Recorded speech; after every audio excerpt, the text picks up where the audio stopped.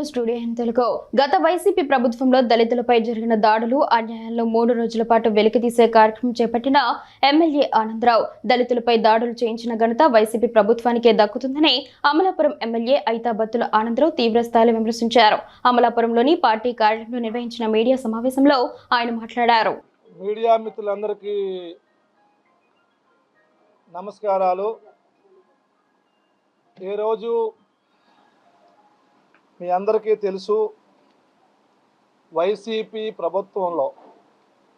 జగన్మోహన్ రెడ్డి ముఖ్యమంత్రిగా ఉన్నప్పుడు ఏ దళితులైతే జగన్మోహన్ రెడ్డికి అత్యధిక ఓట్లేసి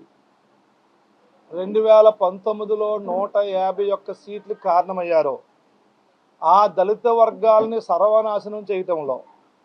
ఆ దళిత వర్గాల మీద దాడి చేయటంలో, ఆ దళిత వర్గాలని జగన్ పాలనలో హత్యలు చేయటంలో వైసీపీ పాలన దుర్మార్గ పాలనని, వైసీపీ ప్రభుత్వంలో జరిగినన్ని దళితులపై దాడులు, దళితుల మరణాలు ఎప్పుడూ జరగలేదని ఇవాళ వీధి సుబ్రహ్మణ్యం అనే ఒక డ్రైవర్ని వైసీపీ ఎమ్మెల్సీ అనేటువంటి అనంతబాబు చంపిన విషయాన్ని ఈరోజు స్మరించుకుంటూ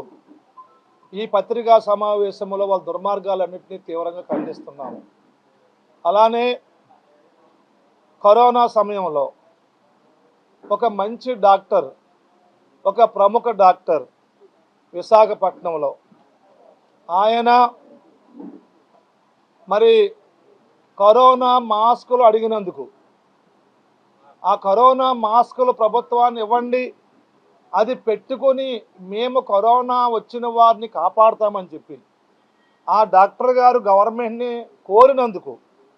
ఆయన మీద దాడి చేసి, ఆయన మీద కక్ష కట్టి, పోలీసులతో ఎటువంటి తప్పు చేయనటువంటి ఆ డాక్టర్ గారిని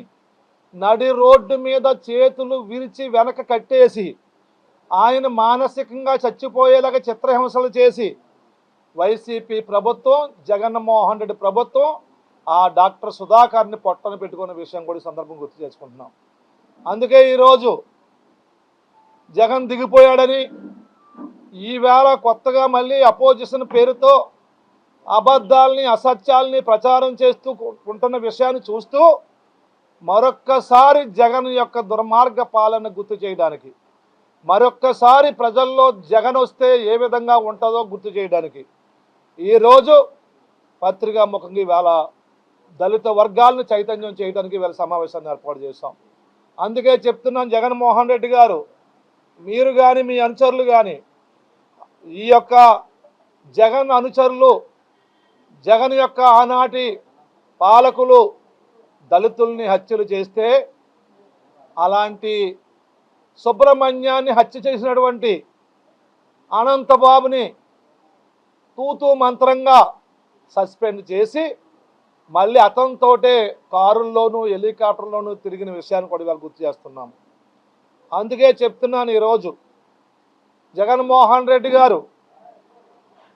మరి ఆనాడు చంద్రబాబు నాయుడు గారు విదేశీ విద్యా పథకాన్ని పెట్టి రాష్ట్రంలో ఉన్నటువంటి దళితులని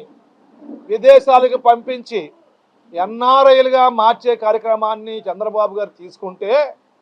జగన్మోహన్ రెడ్డి ముఖ్యమంత్రి అయిన తర్వాత దళితుల్ని మోసం చేస్తూ, దళితులకి దగా చేస్తూ 4 సంవత్సరాల పాటు విదేశీ విద్యా పథకాన్ని అమలు ఆపేసి ఆఖరు సంవత్సరంలో 20 మందికో 30 మందికో ఇచ్చి అంబేద్కర్ పేరునున్నటువంటి విదేశీ విద్యా పథకాన్ని జగన్ పేరుకి మార్చుకున్న గనుడు జగన్మోహన్ రెడ్డి అని సందర్భంగా తెలియజేసుకుంటున్నాము. అదే కాదు, చంద్రబాబు గారు నాడు ముఖ్యమంత్రిగా ఉన్నప్పుడు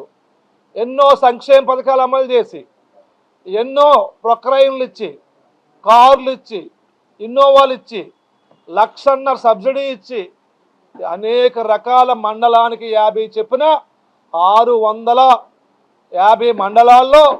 సంవత్సరానికి ఒకసారి భారీ స్థాయిలో లక్షల రూపాయల సబ్సిడీ దళిత వర్గాలకు ఇస్తే, జగన్మోహన్ రెడ్డి ముఖ్యమంత్రి అయిన తర్వాత ఈ సబ్సిడీలన్నీ తీసేసి ఒక్క సబ్సిడీ లోన్ కూడా ఇవ్వకుండా 3 సెంట్లు కలిగి ఉన్నటువంటి దళితులకు కానీ, బీసీలకు కానీ వారికి కానీ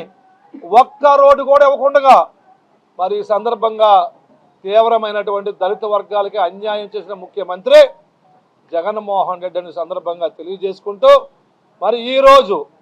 రేపు ఎల్లుండ ఈ 3 రోజులు దళిత వర్గాలకి జగన్మోహన్ రెడ్డి చేసిన అన్యాయం మీద, దళిత వర్గాల మీద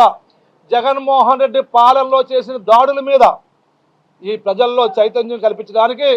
రాబోయే 3 రోజులు ప్రత్యేక కార్యక్రమాలు తీసుకుంటామని తెలియజేసుకుంటూ మరొక్కసారి జగన్ యొక్క రాక్షస పాలనని నిరసిస్తూ మరొక్కసారి ఆ పాలన రాకూడదు, వస్తే జగన్మోహన్ రెడ్డి వికృత చేష్టలతో దళిత వర్గాలకు దిక్కు మొక్కు లేకుండా అయిపోతారు తెలియజేసుకుంటూ సెలవు తీసుకుంటాను.